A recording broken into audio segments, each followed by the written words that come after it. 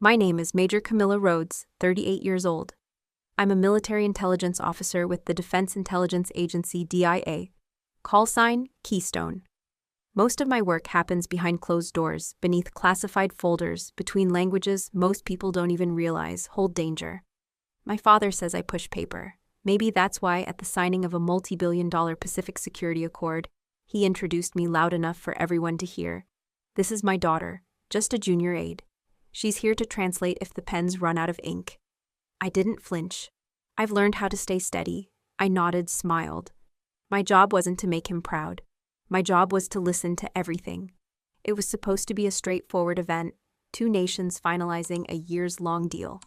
The air in the treaty hall was thick with expectation, cameras silently clicking like ticks under skin.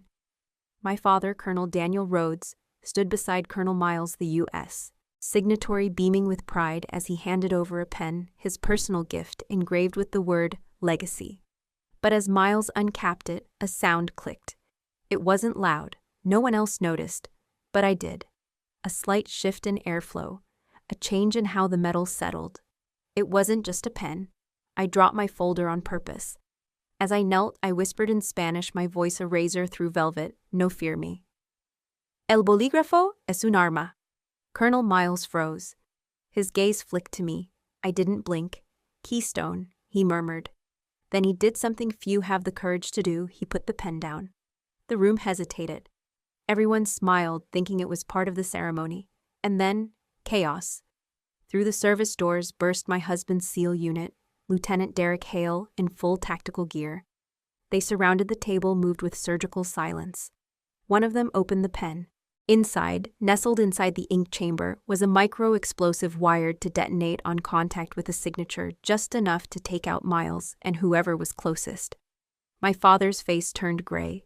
His mouth opened, but no words came, because the pen was his gift. And the room that had been ready to cheer now stared at him like he was the enemy. Protocol kicked in immediately. I wasn't applauded. I was detained. Even when you're right, especially when you're right, intelligence officers get isolated after an event like that. Standard procedure. Verify you weren't compromised. Confirm you didn't act on unsanctioned intel. Even heroes get questioned, maybe especially heroes. I was escorted to an empty room in the basement of the compound. No windows, one chair. A single file folder sat on the table. Then came Lieutenant Colonel Forbes, Internal Security. Clean suit, no emotion. Major Rhodes, you saved Colonel Miles's life. That's not the issue. I know. We need to know how you knew. Who tipped you off? I paused. Telling the truth is rarely simple when you're in my line of work. Because my truth wasn't a report. It was a feeling, a whisper, a shadow of a conversation. 2 days before the event, I'd been reviewing multilingual transcripts from an intercepted call chain. I was in the translation bay alone, cleaning up a backlog. That's when I overheard a faint voice from the room next door filtering through the vent. Spanish, Caribbean accent, confident. The words "Cuando firme caerá. El bolígrafo es la bala. When he signs, he'll fall. The pen is the bullet." The name Miguel had floated through. No last name, no context. Just one phrase. At the time, I couldn't risk elevating a partial intercept. Not without proof. So I stayed quiet. Until I heard that click. Until I realized they'd made the pen into a trigger. "So you're saying no one told you directly?" Forbes pressed. "No," I told myself. Because I was listening when no one else was. He stared at me like I was either a genius or a liar. Maybe both. You had no visual confirmation, no intel packet. And yet you intervened during a global treaty event. Yes. Why didn't you report it earlier? Because suspicion is not evidence. He closed the file, then paused. You do understand. You're now part of this investigation. I saved a man's life and nearly destroyed your father's career. I didn't respond. Because the truth is, I didn't mean to humiliate my father. I didn't even mean to act. I just did what I always do. Observe, interpret, act in silence. That's what they trained me for. And yet now I was the anomaly. The variable no one expected. Not the threat. Not the hero, just the shadow that happened to be standing in the right place at the right time with the right ears. And somehow that made everyone uncomfortable. Even me. I was 9 when I first translated a full argument between two tourists at the DC metro station. A woman from Venezuela had dropped her wallet, and the man chasing her down was shouting in a mix of panic and broken English. No one around understood him except me. I told the station guard exactly what was happening word for word. They caught the pickpocket, returned her wallet.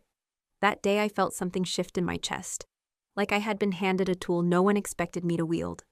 By the time I was 17, I had mastered Spanish-Portuguese and was auditing Arabic classes at the community college just for fun. My high school counselor called me the quiet interpreter with a nuclear mind. She meant it kindly, but I remember how it stung because even then no one saw me as more than a background asset.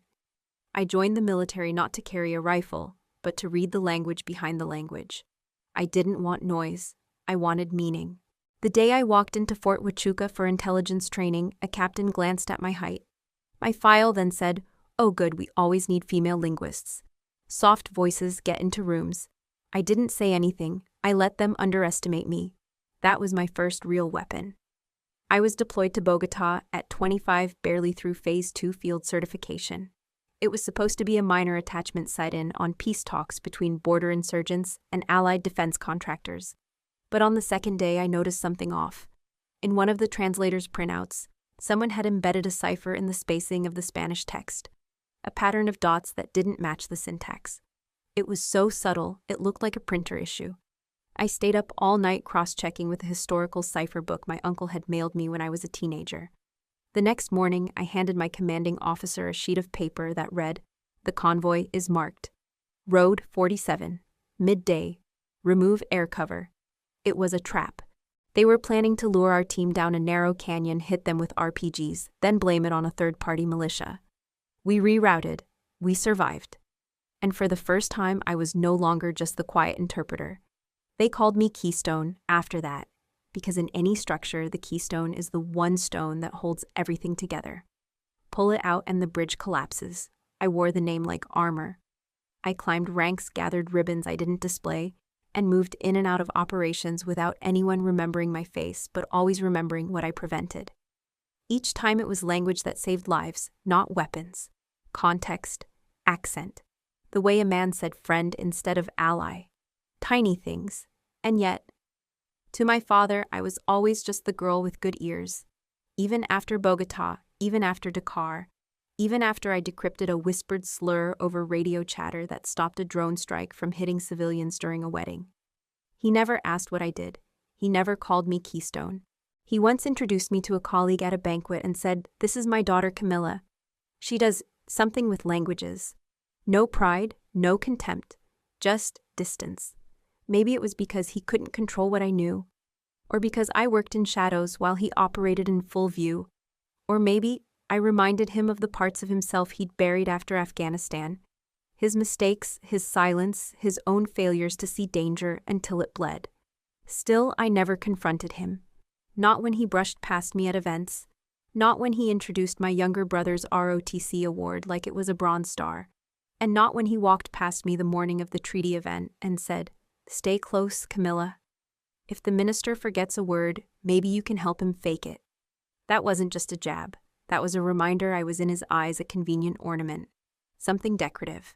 But that day when the pen clicked, when I whispered and the SEALs stormed in, when the bomb was found in his gift, that's when the room saw me, not as his daughter, not as a translator, as Keystone.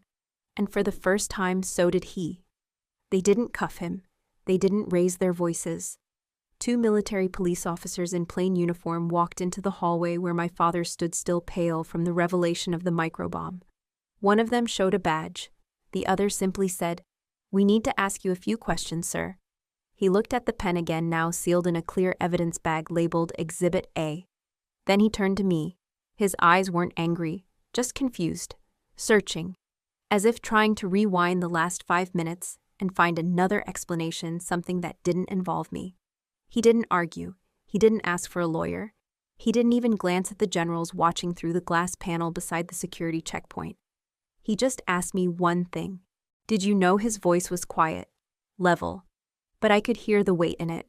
Not disappointment, not even accusation, just something heavier, like he already knew the answer but couldn't bring himself to believe it. I nodded. No lies, no ceremony. Just the truth plain and heavy as steel. He blinked once. Why didn't you tell me the words weren't sharp? They were soft. Not because he doubted my judgment, but because I think he realized something he hadn't wanted to admit. He had never made it easy for me to tell him anything, so I told him the truth. Because you never listened. It wasn't a yell. I didn't spit it like a weapon. I just said it, calm, the way truth deserves to be said. His shoulders dropped not in defeat but in understanding. It was strange. In all the years we'd spoken in clipped sentences, traded cold nods in corridors, and acted like two diplomats forced to share a family name, I had never once seen him quiet like that. Not after my mother died, not after my promotion, not even after the Bogota operation when my name had quietly circulated through defense circles like smoke. But now here in this sterile hallway with 2 MPs standing nearby, his silence finally said something. It said, "You might be right." The MPs waited respectful but firm. He held up a hand not to stop them, but just to give himself a second more. He didn't reach for me, didn't demand an answer, didn't accuse. He just looked at me again, this time with less distance. "Did you think I gave them that pen on purpose?" His voice was lower now, not fragile, just human. "I don't know," I replied, which was the truth. Because in the hours before the summit, I'd heard whispers. I'd seen a partial document under review in the encryption terminal. I'd overheard a private conversation in Spanish that sounded off. And I had seen my father hand-deliver the pen to the colonel with a smile. But I also knew my father wasn't stupid. He was a proud man, flawed, but trained to sense danger. He didn't miss details, unless he wanted to miss them. Unless he had been protecting someone like Miguel Cazares, the civilian diplomat who owed my father more than one favor. Someone who could have planted the mechanism without telling him what was inside. "Would you believe me if I said I didn't know what the pen contained?" he asked. I studied him carefully. I'd spent a lifetime decoding people, but this time there was no cipher, no misdirection. Just a man who looked like he was no longer sure who to defend his career, his conscience, or the version of himself he'd been clinging to. "I believe you didn't want to know," I answered, because knowing would mean choosing. Another silence. Another shift in his face, like something cracked, but not loudly. He turned to the MPs and said, "I'll come with you." As he walked away, I didn't feel victory. I didn't feel vindication.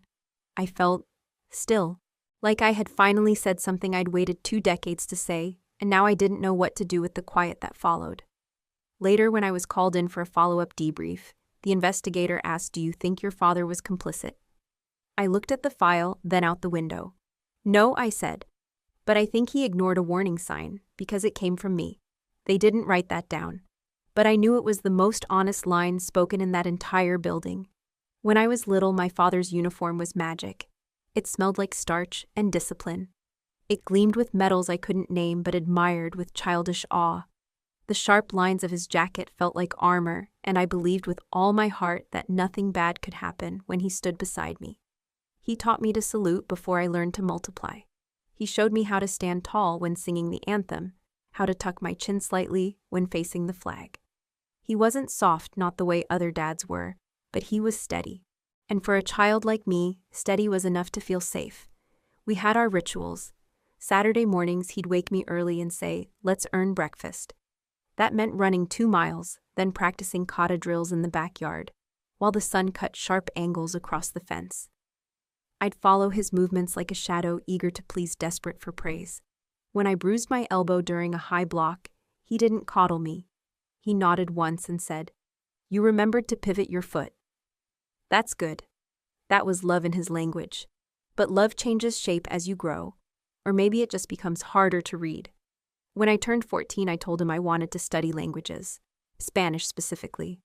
I'd already been listening to Spanish broadcasts, reading poetry, watching dubbed films. I loved how meaning shifted through tone, how one word could have 3 intentions depending on who said it. He barely looked up from his classified files. "Languages won't stop a bullet," he said. When I joined the intelligence track at the academy instead of combat training, he went silent for a week. Not angry, just invisible. Like I had chosen a path he couldn't walk with me. Still, I kept trying. When I graduated top of my class in field cryptography, I emailed him the news. No reply. When I was deployed to Bogota and helped intercept a data burst that saved 17 lives, he sent a 3-word message: good timing. Dad. When I was promoted to major, I finally visited him. I wore my dress blues. My insignia was sharp. My heels clicked just like his had. I walked in tall, saluted clean, and said, "Major Camilla Rhodes reporting, sir." He looked up, expression unreadable. Then he said, "Beneath that office polish, you're still a trainee with no calluses." It wasn't a joke. There was no smirk, no gleam of humor. Just a statement, flat, factual, dismissive. I laughed. That was my defense mechanism. I always laughed when he cut deep. But inside something cracked. A fine fracture beneath the surface. Not enough to break me, just enough to sting every time I tried to be proud of myself afterward. I kept the laughter going. I made coffee. I asked about his garden. I left before the silence drowned us both.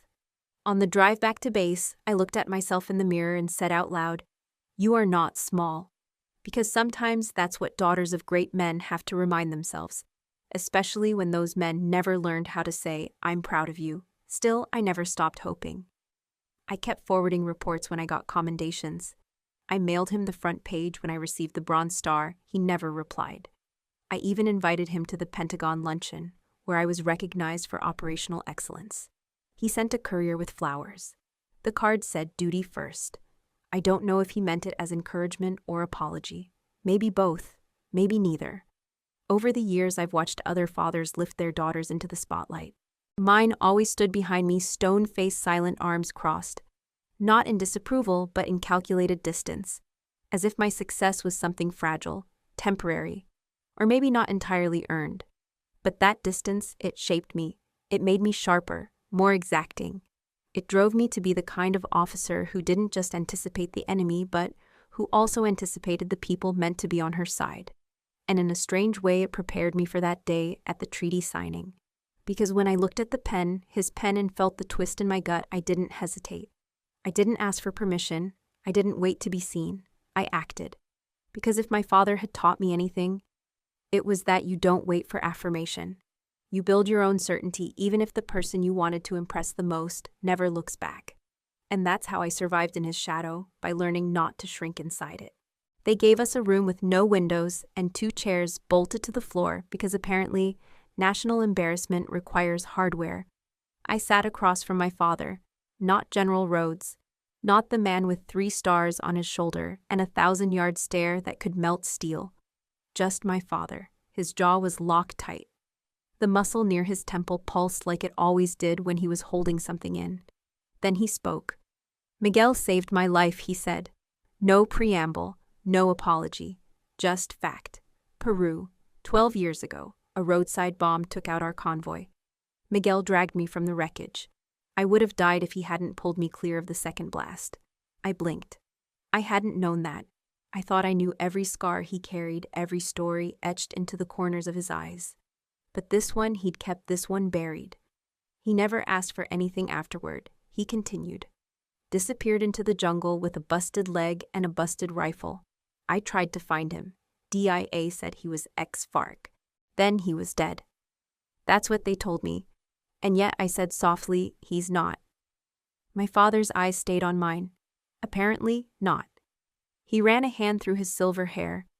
That was the first time I realized how old he looked under the overhead light. Like something inside him had aged faster than the rest. "Miguel showed up last month," he said. He looked different, scarred, tired. Said he was working in private security now. He handed me the pen and said, "For old times." I didn't question it. I leaned forward. "You didn't run it through any scan." His voice hardened. It was sentimental. I nodded once slowly. So was the wedding ring that exploded in Cyprus last year. That landed. His mouth opened, then shut. He stood abruptly, paced 2 steps, stopped. That old rigidity returned to his posture, military habit, clashing with moral unease. I didn't think he began. "No," I cut in gently. "You didn't." He turned to face me, and there was something unfamiliar in his expression. Not anger, not pride, not even disappointment, doubt. It sat awkwardly on his face like a uniform that didn't fit anymore. He cleared his throat. "Are you here to interrogate me, Camilla, or to gloat?" "I'm here," I said. Because I want to understand how the man who taught me to question everything trusted the one person he never should have. He sat back down. I continued. Miguel is smart. He didn't come back as a friend. He came back because he knew you remembered that debt. Because he knew you'd let your guard down. You're not the only one who studied human behavior, sir. His fingers curled slightly. I suppose you think I'm a fool. No, I said. I think you're human. That surprised him. He glanced at me, unsure if it was an insult or a reprieve. You built your whole life on loyalty, I said. It made you a good soldier, a good leader.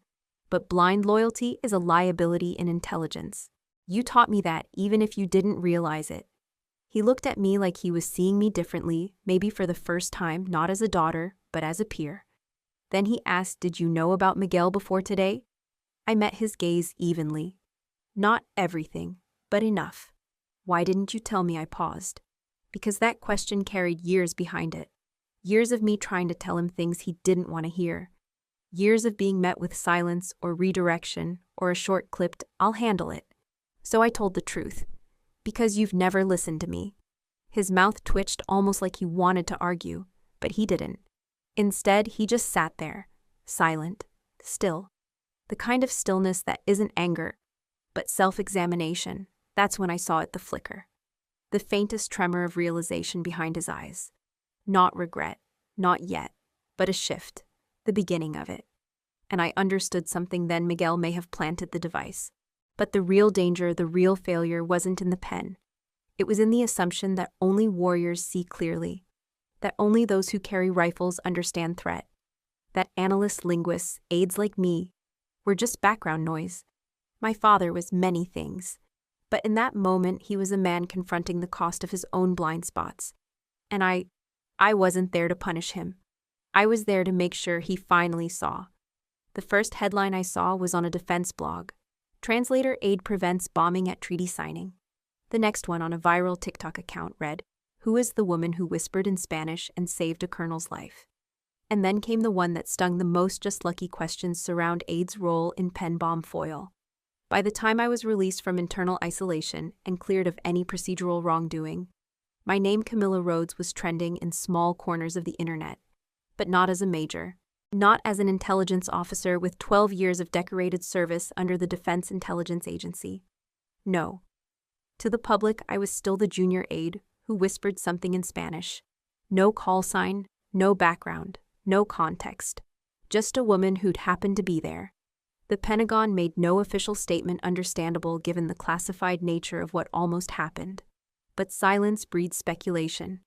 And in the void, everyone filled in their own version of me. The military blogs debated my credibility. She wasn't even on the official intel roster for the summit.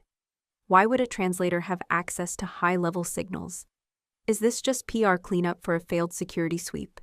Civilians on Reddit made memes about it. One showed a woman in a business suit photoshopped into an action movie poster, holding a pen like it was a grenade. Caption: when your day job is Microsoft Word but you moonlight as 007. I didn't laugh.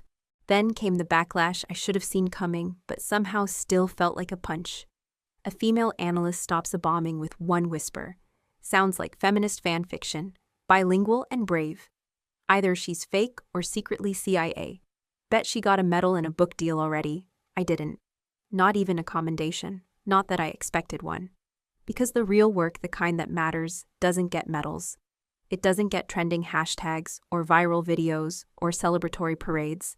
It gets your clearance reviewed, your loyalty questioned, your methods scrutinized, especially when you don't fit the uniformed fantasy of a hero. But that was fine. I wasn't looking for a headline. I was looking for truth. Inside the agency, the conversation was different, but just as sharp. Colonel Miles requested an official commendation for me. His exact words in the memo: Rhodes acted swiftly and saved lives. I trust her instincts, her discretion, and her language skills more than most combat-trained personnel I've served with. It was generous, earned, and promptly buried. The review board didn't say no. They just didn't say yes.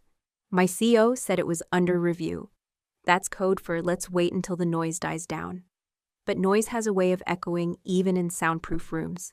Some of my peers rallied behind me, especially the women, and especially those who'd ever been mistaken for assistants. when they were actually analysts, strategists, or cryptographers. But others pulled away. They nodded stiffly in hallways, avoided eye contact during briefings, referred to me only as the aide from the treaty debacle. They weren't cruel, just uncertain, as if I'd become something unstable. A variable they hadn't accounted for. I understood. In intelligence, unpredictability is a liability even when it's what saves you. So I said nothing. No interviews, no clarifications, no leaked memoirs or anonymous sources. I returned to my work, classified files, surveillance logs, deep analysis of voice patterns and diplomatic transcripts, all the invisible threads that hold the fabric together. I didn't need the world to know me, because in silence truth grows deeper roots, and I'd already learned that the most important things I've ever said were the ones only one person needed to hear. So when strangers online mocked me, I let them. When analysts whispered doubts in secure corridors, I let them. And when a young intel trainee in the cafeteria shyly approached me and said, "I watched that clip. I'm learning Spanish now. Because of you," I just smiled and told her, "It'll save lives. Trust me." Because sometimes silence is not weakness. It's restraint. It's strength. It's choosing not to feed a machine that forgets women like me the moment we stop being useful. And while the world argued about what I was or wasn't, I quietly became something more powerful than a viral name. I became undeniable. I found Derek where I always expected him to be after a mission, not at headquarters, not in a debriefing room, but seated on a metal stool inside the medbay's weapons cleaning bay, wiping down the slide of his sidearm with quiet precision. The room smelled faintly of gun oil and antiseptic. Everything was sterile, except him. He looked up when he heard the door. His eyes didn't flicker with surprise, just quiet knowing. I sat beside him, not on a chair, but on the floor, my knees drawn to my chest. My hands wrapped around them like a fortress. I didn't speak right away. The silence between us was gentle, not awkward, not cold, just familiar. "They said I was reckless," I finally murmured. He didn't stop cleaning. He just shifted his grip on the cloth. "You weren't." "They're reviewing my clearance again." I traced the grout lines between the tiles with my fingertip. Derek set the cloth down slowly, carefully, like each gesture had weight. "They review everyone's when things get uncomfortable. That's bureaucracy's way of pretending it's doing something useful. I'm being called a translator with a hero complex." My voice didn't shake, but it scratched like gravel. He reached over to the tray next to him, picked up a small folded item, and extended it toward me. It was a paperclip. Bent, twisted, just so. A shape I'd molded absent-mindedly months ago while sitting on his bunk, waiting for him to get out of the shower. I'd clipped it onto his dog tags before he deployed last. A silly gesture. Or so I thought. He held it between us now like a sacred object. "I've kept it with me, every op, every step," he said softly. "It was never silly, Cam." I took it from his hand, my fingers brushing his. "You knew I always knew." His eyes met mine, calm, grounded, "that you were right, that you saw what others missed, that you said the words no one else could, and that you'd carry the blame for it, because that's how quiet courage works." I didn't cry. I didn't let my lip tremble or my eyes mist. But my back, which had held straight through every interrogation, every headline, every meeting with command, I let it fold just enough to lean sideways and rest my head against his shoulder. It wasn't because I was tired or broken. It wasn't surrender. It was trust. For the first time since the treaty, I didn't feel like I had to brace against the world. "You didn't tell me everything," he added, voice low. "I couldn't," I whispered. "Not because I didn't trust you, because I needed to make sure it wasn't a ghost." "Miguel," I nodded. "He's a phantom in 10 different files. Nothing solid. Just whispers, like a shadow only seen out the corner of your eye. And now I exhaled, he's real. And dangerous." Derek shifted slightly enough to let my head settle more fully into the crook of his shoulder. "Then we find the trail, together." I turned to look up at him. "Even if it leads somewhere no one wants us to go," he smiled faintly. "Cam, I married a woman who once convinced an entire joint task force that an encrypted poem was a missile launch code. There's nowhere you go that I won't follow." For a moment we just sat. No drama, no dramatic music, Just two people who'd worn different uniforms, fought different wars, and now shared the same quiet battlefield called belief. His hand found mine, not to hold it, just to touch. And then he said what I didn't even realize I needed to hear. Let them talk. Let them doubt. You're not here to win applause. What am I here for then, I asked. He looked at me like it was obvious. You're here to keep bridges from falling. That's what Keystone does. I looked down at the clip still in my hand. The bent wire, once a casual fidget, was now a signal, a thread, a signpost of faith. I tucked it into the sleeve of my uniform just beneath the insignia, a reminder that even when the world refused to call me by my name, someone always did. And that was enough to keep going. It took 3 official requests and 1 favor from a friend in legal, but I finally got access to the detainment transcripts. No one said it aloud, but I knew what they were really thinking. She's too close. She shouldn't be allowed to review this. But protocol didn't explicitly bar me, and I was careful to remain calm, procedural. They handed over the evidence packet in a sealed manila folder, time-stamped and red-flagged. My clearance let me into the small, secure listening room behind HQ. No windows, just a desk, a recorder, and headphones too large for the shape of my head. I took a breath, inserted the first audio file. Miguel's voice played back, calm, precise, chilling in how casual it sounded. He was speaking in Spanish, but the dialect was Colombian, not Mexican. I caught the subtle shift instantly. That detail alone could have misled half the translation team. Rhodes still trusts me, he said, laughing softly.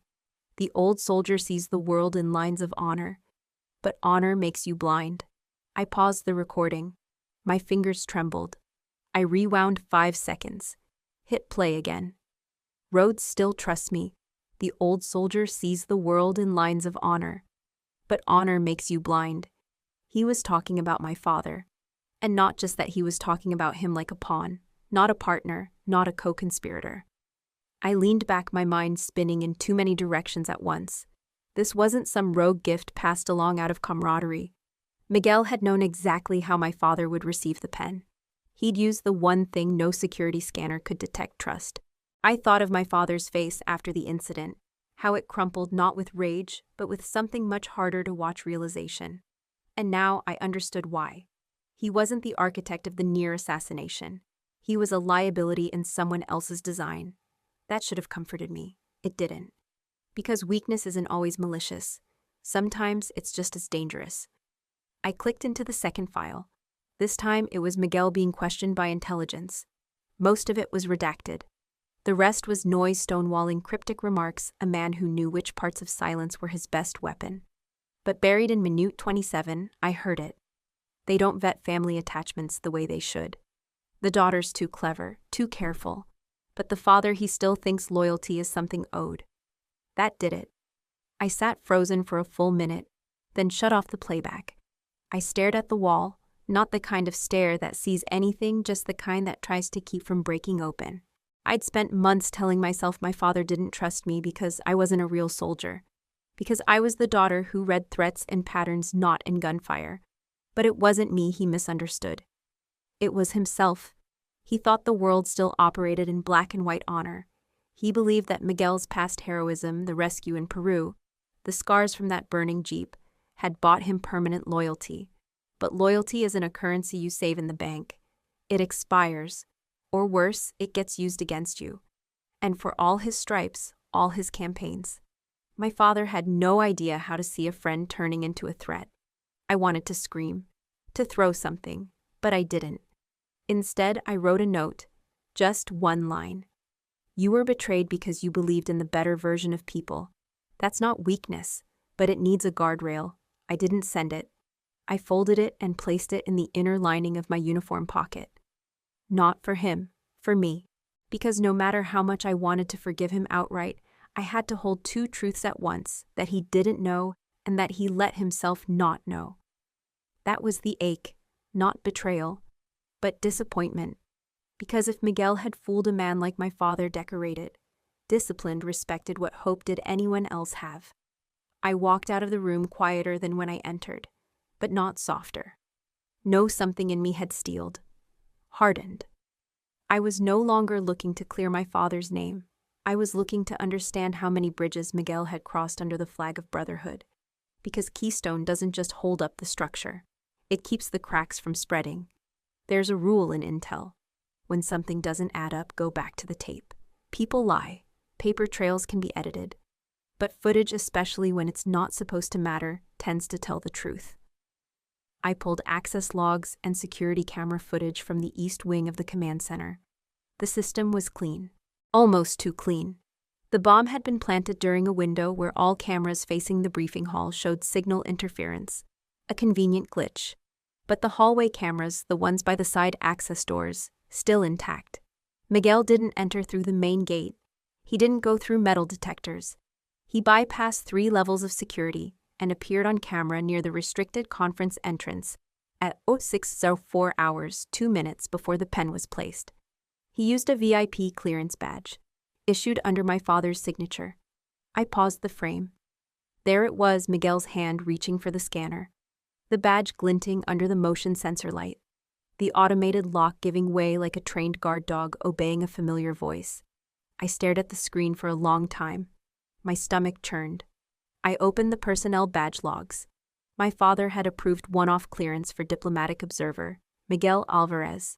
Entry classified as cultural liaison, authorized for a private debrief on regional trade cooperation. It was filed under non-sensitive clearance. No background revetting, no second signature required. I knew what this meant. My father, Colonel Rhodes, didn't authorize a security breach. He granted access because he still believed Miguel was the man who dragged him from a burning convoy in Peru. The man who earned his stripes, even without a uniform. He signed that badge the way a brother leaves the front door unlocked without hesitation. I closed the logs, sat still, then I compiled a short dossier. Time-stamped stills, clearance documentation, side-by-side entries. The trail was undeniable. Miguel entered as a friend, and used that trust like a knife. I requested an immediate command review. The senior officers met in the Situation Room that afternoon. I was summoned after 20 minutes of discussion. Brigadier General Kane looked over her glasses. She was known for her cold read of people, less known for her empathy. She tapped her pen once. You believe Colonel Rhodes was complicit? I didn't flinch. I couldn't afford to. I believe he made a decision rooted in history, not evidence. That's a diplomatic answer, another officer said. Colonel DeSantis, Army Intelligence. He narrowed his eyes. Do you think your father is guilty? Silence. I swallowed. Then said it exactly as it was living in my chest. I think he trusted the wrong man, and now he needs a chance to make it right. The room stilled. I didn't raise my voice, didn't plead. I wasn't there to defend him blindly. I was there to show them that the line between mistake and malice was often drawn in hindsight. But responsibility remains. That one sentence, half accusation, half rescue line, hung in the air. I waited. General Kane finally nodded. Proceed. Bring the footage to the Inspector General. We'll initiate a full internal review. And Major Rhodes. She looked at me not with suspicion but with something quieter. Respect, maybe. Or caution. You're too close to this, but you're also the reason we even caught it. That counts. I left the room with the folder clutched tight. Later that evening I found my father sitting alone outside the base chapel, not praying, just still. He didn't look at me, but he said he used me. I sat beside him. He added, You knew it before I did. I didn't respond. He turned. You're not saying I shouldn't have trusted anyone ever again, are you? I met his eyes. No, sir. I'm saying you should have trusted me. He nodded slowly. Then after a beat, Does it help? Knowing I meant well. It helps, I said gently. Knowing you finally see the difference between meaning well and doing right. That was enough for now. The investigation would go on. Repercussions would fall. But in that moment, under the soft hum of the security lights outside the chapel, I knew one thing clearly. Forgiveness doesn't mean forgetting. It means seeing the truth and choosing to carry it with both hands.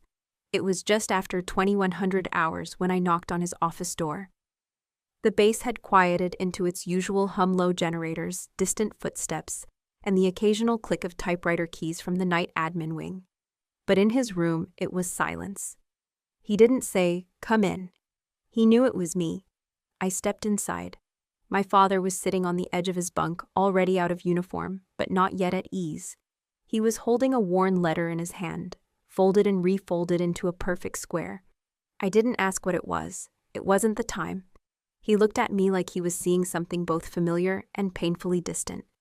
"Camilla," he began, voice steady, "if you think I should, I'll resign." He didn't dress it up, no speeches, no denial, just an offer. Like it was something he'd already said to himself 100 times. I stayed standing.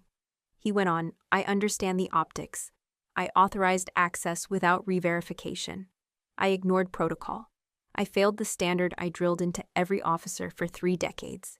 His jaw clenched. "If I stay, it'll taint everything." I walked to the window where a sliver of moonlight touched the sill. I didn't answer right away. When I finally turned, I said, "If you step down now, people will write the ending for you.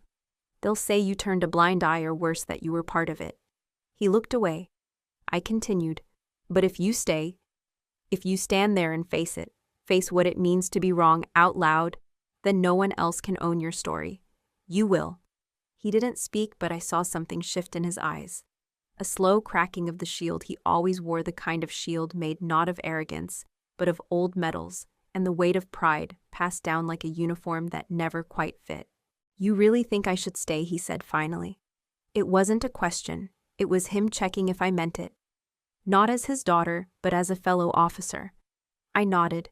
"You made a mistake, sir. But you also raised a daughter who caught it before it killed someone.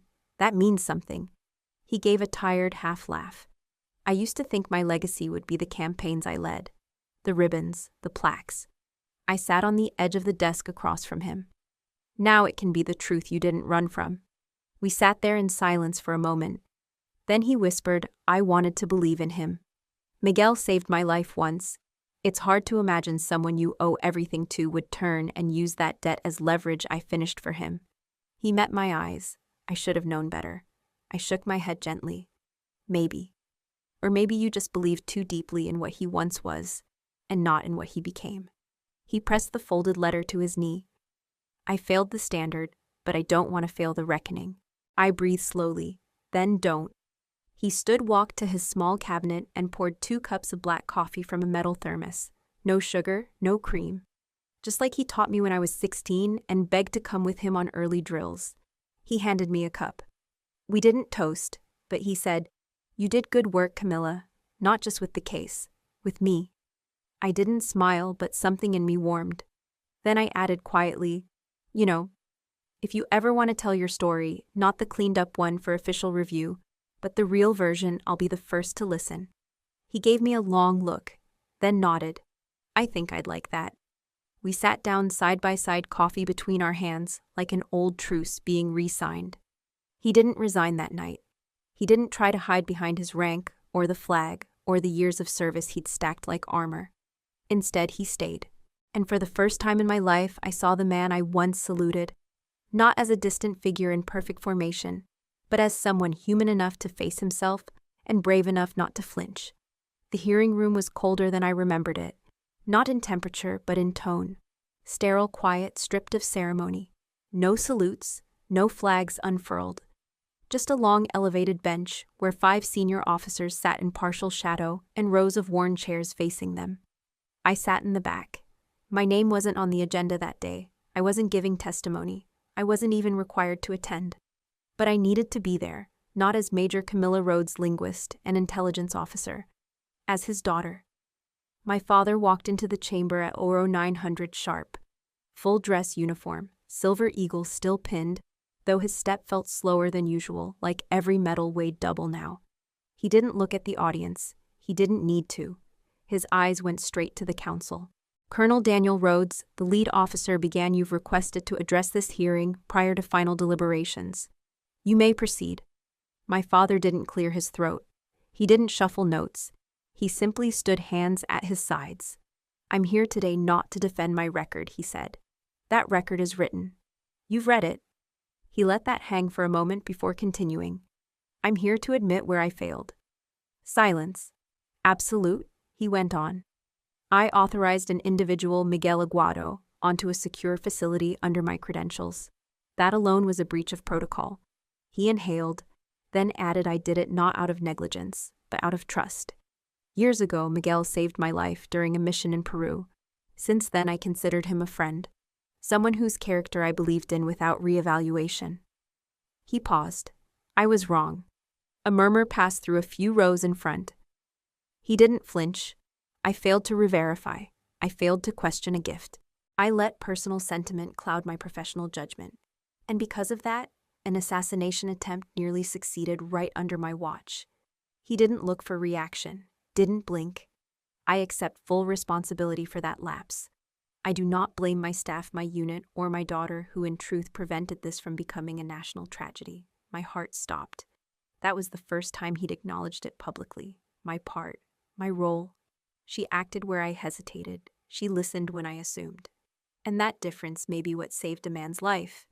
He turned slightly to address the room now, not just the council. I was raised to believe rank justified rightness, that seniority equaled clarity. But I stand here today because a junior officer reminded me that truth doesn't bow to age or rank or history. Still no applause, no nods, just stillness, which somehow felt louder. He faced the council again. I offer no excuse, only clarity. I request that disciplinary action, if necessary, be placed solely on me, but I ask that the full record show that when truth arrived even from unexpected lips, I did not run. He stepped back, saluted, sat. The council said nothing at first. The presiding officer simply said noted and moved to the next agenda item. But something had changed. I could feel it not in words, but in the silence that followed. No one whispered accusations anymore. No one looked at him with the smug expression of a predator circling a wounded lion. Instead, they listened. And they remembered. Because few things are rarer in uniform than a man of rank admitting he was wrong without flinching, without spin, and without a shield of protocol. After the session ended, I waited outside the building. When my father stepped out, he looked older but lighter. He didn't ask how he did. He didn't explain his choices. He just said, "Thank you for being there." I nodded. "You didn't have to come," he added. "I did," I replied. "Because I wanted to see you stand." He looked at me. And for the first time, I saw something in his gaze I hadn't seen since I was a girl, waving at him through base gates. Something like pride, but softer.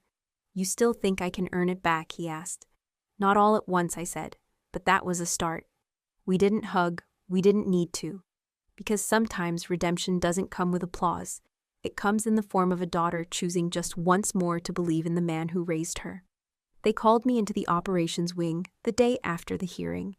Not a summons, not exactly a command. Just a soft ping from Lieutenant Colonel Forbes' assistant asking if I had 10 minutes.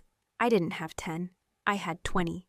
I walked past rows of steel and glass, past officers who'd heard whispers, but now looked me in the eye. Some nodded. Some straightened their backs slightly when I passed. No words were exchanged, but something had shifted. I wasn't invisible anymore. I stepped into Forbes' office. He didn't stand, he didn't need to. His presence did that on its own. But he gestured to the seat across from him, eyes calm, hands folded. "Major Rhodes," he began. "We've been reviewing the after-action reports, yours included." I stayed silent. "We've also reviewed your linguistic record, your analytical file," and he added with the barest smile, "the fact that your translator instincts exposed a breach that none of our automated systems caught." I gave him a half nod. It wasn't pride, I felt just quiet clarity. "Camilla," he said, shifting tone, "we'd like to offer you a promotion. Senior Intelligence Advisor to Joint Forces Liaison." I blinked. That was 3 grades above where I stood. A corner office, a dedicated team, a plaque outside the door. "Admiral Ling personally reviewed your footage," Forbes added. "He called you the voice we didn't hear soon enough." His words, I inhaled. It would have been easy to say yes, to let the moment wrap me in a ribbon and call it a reward. To finally be at a table that had always felt 2 inches too high for me. But I didn't say yes. Instead, I asked, "May I speak plainly, sir?" He nodded. "I'm honored," I began. "Truly, but I don't think I'm needed in a bigger room." He raised an eyebrow. "Explain." "I don't need a larger desk," I said slowly. "To do work that matters, I've already learned how to make myself heard without a nameplate. And I've realized I belong where things go unnoticed. where people assume they already know who's important and who isn't. I swallowed before finishing, because that's where the danger creeps in. And that's where someone like me, someone overlooked, can still change the outcome. He didn't respond right away, just studied me. Then to my surprise, he smiled. Understood, he said. You'll remain in your current role, but with clearance expanded. And should you ever change your mind, I'll come find you, I promised. When I left the office, I didn't feel small. I returned to my regular post back among the aides, the runners, the translators with their color-coded folders and half-drunk coffee. Except now people didn't walk past me. They nodded, they asked, they listened. I noticed that even the way people whispered my name had changed. It was no longer the aide from the Spanish unit. It was the one who stopped the attack. The one whose father stood because she did. The one who didn't need a title to carry weight. Later that day, someone placed a new ID badge on my desk. Same rank, same clearance line. But one change at the bottom, a small emblem signifying Special Intelligence Liaison. I smiled. Not because I needed it, but because I knew now I was exactly where I was supposed to be. I walked down the hall to grab another folder for the debrief team. Along the way, a young airman stopped me. "Ma'am," he asked, voice a little nervous. "You're Major Rhodes, right?" I turned. "Yes, I just wanted to say, I saw what you did. What you didn't let go, silent." I nodded gently. "Then don't let your voice go silent either." He nodded, eyes bright. As I continued walking, I passed the old Wall of Honor, a display of citations, awards, and unit photos. My father's image was still there, years younger, saluting the flag beside his unit in Peru. He looked invincible in that photo. But I knew now real strength wasn't in the picture. It was in the parts he had to rebuild, in the way he stood when everything fell, and maybe, just maybe, in the daughter who chose not to replace him, but to stand beside him quietly and do the work no one else saw coming. It was almost 1900 when I walked past his door. Most nights lately, his light was still on. But tonight it wasn't the desk lamp that made me pause. It was the silence, the kind that holds something unfinished. I knocked once. He didn't say anything, but after a moment he opened the door and stepped aside. No salute, no orders, just a man waiting. He motioned toward his desk. I saw the picture before I saw his eyes. It was me, maybe 21 years old, standing on a tarmac with my first uniform too stiff for comfort, trying to hide how proud I was. The photograph was creased at the edges, like it had been taken in and out of a drawer too many times. "I kept this," he said gently, tapping the corner of the frame. Even when I told myself I shouldn't, I didn't answer. "You look too small for the boots," he added, voice lower. And I told myself that was weakness. I stood still. "Camilla," he said, slower now. Like he'd practiced these next words in his head for a long time. I was wrong that day. I sat. He didn't rush. "I thought I was protecting you," he continued. "From war, from disappointment, from men who'd underestimate you because of your voice, your name, your heart." I breathed in, but what I did was worse, he admitted. "I made you question if you belonged." I looked down at the frame. I did belong. I just spent years proving it in rooms you never looked into. He nodded. "I see that now." There was a beat of silence between us. Then I said, not out of anger, just truth. "You were never wrong for wanting me strong, Dad. You were only wrong when you thought you didn't have to apologize." His head lowered. And when he looked back up, his eyes weren't glassy, but they were softer than I remembered. "Camilla," he said, his voice steadier than I expected. "You've always had more spine than I knew what to do with. But lately I've realized spine wasn't what made you who you are." I waited. "You listened when no one else did. You caught what I missed. And when the world doubted you, you didn't scream. You didn't fight to be seen. You just kept standing." My throat tightened. "I've saluted a lot of heroes in my life," he continued, voice lowering again. "But I never thought the one I needed to thank most would be my daughter." He turned back to his desk and opened the drawer. He took something out and placed it in front of me. It was my old ID badge, encased now in a polished wooden frame. It still said Aide, Spanish translator, Camilla Rhodes. The corner was scuffed from when I dropped it in the mud on our first joint op. He said, "They'll change your title. Someday maybe even your rank. But none of that is why I respect you."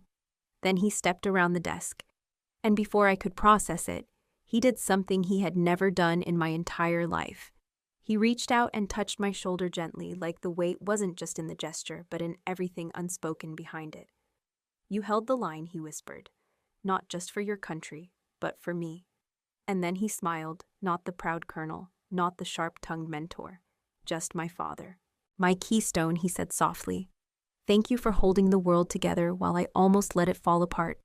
It was the first time he said my call sign, without sarcasm, without mockery, without doubt. I felt something inside me settle, because sometimes the most important recognition doesn't come from a medal, a press release, or even a promotion. Sometimes it comes from the man who taught you to salute, finally returning the gesture, not with his hand, but with his heart. And that night as I walked away, I didn't cry. But I looked at that old photo in my mind again, and this time I didn't see a rookie in oversized boots. I saw a daughter who stayed, who stood, and who finally was seen. It was just after 700. The mess hall was mostly empty except for a few early risers and one man who always woke before the world asked him to. Derek sat at the far end by the window, a steaming mug already in hand. He hadn't touched the eggs on his plate. That wasn't unusual. He saw me and gave a small nod. I slid into the seat across from him, the weight of the last few weeks settling softly over the table between us, like morning light. We didn't say anything for a while, just the clink of cutlery, distant boots on concrete, and the hum of a room too tired for noise. Then Derek reached across the table and rested his hand on mine. His palm was rough, same calluses, same steady grip, but today it carried something quieter than comfort. Respect. You didn't just save the colonel, he said, voice barely louder than the coffee machine behind us. You saved your father. I didn't answer right away. He waited. Then I looked out the window, watching the light shift on the flight line outside. Crews were already prepping for the next round of flights. The world keeps moving even when your own has barely started breathing again. I think he was always waiting for me to prove something, I finally said. But this time, it wasn't about proving I was right. He leaned in, slightly curious. I continued. It was about proving I'd stay, even when it hurt. Derek didn't try to spin it into a compliment or a pep talk. That was what I loved about him. He knew the difference between needing to be heard and needing to be fixed. I used to think being Keystone meant holding things together, I said. Fingers brushing the edge of my cup. Now I think it means being willing to carry the weight when others can't, and letting go when they're ready. He exhaled slowly, a little amused. That's a lot of meaning for one call sign, I smiled. Well, the name stuck. He gave a soft chuckle. You know, I remember the first time I saw you in uniform. You were behind two brass talking like you weren't even there. Then one of them asked where the report was, and you already had it printed, translated, and tabbed. I thought, that woman, she's the one keeping this place from tipping over. And you didn't say anything. I wasn't stupid, he said. I knew you'd notice. I noticed. We laughed quietly but fully. Then his tone softened again. You've always been good, Camilla. But this time, you didn't just navigate chaos, you brought truth into it. You stayed when you had every reason to run. You chose clarity over pride, justice over vengeance. He paused. And somehow you did it without losing the parts of you that made you human. I didn't cry. But the words landed where tears used to live. He squeezed my hand again. And now I thought for a moment. I don't need a bigger desk, I said, or more stripes on my shoulder. I just need to know that when I walk into a room, I bring the kind of steadiness that holds the mission together. He tilted his head. That sounds a lot like someone who understands legacy. I nodded. Maybe I do. We finished breakfast slowly. We weren't in a rush anymore. As the sun edged higher through the windows, I caught a reflection in the glass, just the faintest outline of myself in uniform, sitting upright, clear-eyed, grounded. For years I had measured my worth by how well I blended in, how smoothly I supported others, how invisible I could be while making everything run. But now I wasn't invisible. I was steady, known, trusted, and not because I demanded to be seen, but because I showed up when it mattered, because I spoke when it counted, because I stood between collapse and consequence, and held. I turned back to Derek. You know what the colonel called me yesterday? He raised an eyebrow. He said, my keystone. No sarcasm, no smirk. Derek smiled. I added it wasn't a victory. It was a return of something we both lost and finally found again. We stood to leave. He took both our trays. As I walked out, I looked up. The base flag rippled above us, strong, wind-high sky. No one saluted, no ceremony. But I didn't need any of that to know who I was. I was Camilla Rhodes. I was Keystone. And once again, I'd kept the bridge from falling. I used to be a shadow behind a signature, a silent aide in the corner of briefing rooms, holding folders no one cared to ask about unless they were late. They called me junior paper pusher support staff. But I knew how to listen between the lines. I knew how to see what others dismissed. And when the moment came when chaos crept in disguised as routine, I said one sentence, just one. And it saved a life. Not because I shouted or slammed a gavel or carried rank enough to silence a room, but because I knew when to speak and who needed to hear it. That's the thing about silence. It's not always weakness. Sometimes it's the only clear voice in the room full of noise. Sometimes your quiet decision is the bell that keeps the bridge from collapsing. People look at strength like it's loud, like it commands attention. But I've learned it doesn't have to be. Strength can be steady, strength can be still, strength can wait until it matters. And when it does, when truth and timing align, you don't have to raise your voice. You just have to stand. I'm still not the highest-ranking officer on base. I don't have medals you'll read about in the papers. But I've held this place together. I've seen men ready to die for their pride. I've seen fathers fall short and still choose to rise. I've stood between accusation and redemption, and didn't let either swallow us whole. That's what it means to be Keystone. Not the biggest stone, not the strongest, but the one shaped precisely to hold everything else together. And that is enough. So if you've ever felt unseen, unheard, unimportant, let me tell you this. Sometimes the person who turns the tide is not the one with the mic, but the one with the map. Sometimes the one who prevents a war never fires a shot. Sometimes the miracle isn't loud. It's the steady hand, the second look, the whispered warning. If you have that voice inside you, the quiet instinct that says this isn't right, or say it now, don't ignore it. Don't wait for permission to matter. Use your silence wisely. Use it to notice, to understand, to hold firm when the room wavers. And when the time comes, let that silence break with purpose. Before we say goodbye, I'd love to know something. Where are you watching from? Is it a quiet morning with a warm cup of coffee, or a late night where stories like this keep you company while the world slows down? Let us know in the comments. I promise we read every single one with gratitude. And if this story touched something in you, if it reminded you of someone you miss, someone you forgave, or someone you want to become, please consider subscribing to this channel. Not just to hear more stories like mine, but to be part of a community that still believes in kindness, healing, and second chances. Thank you for spending your time with us today. Wherever you are, whatever uniform you've worn or burdens you've carried, I hope you carry this story with you, not as a caution, but as a reminder that justice doesn't always roar. Sometimes it waits. Sometimes the miracle doesn't knock on your door. It waits quietly, patiently, until you're ready to open your heart. And when you do, it walks in, like a daughter who finally speaks, like a father who finally listens, like silence turning into a second chance. Take care. We'll see you in the next story.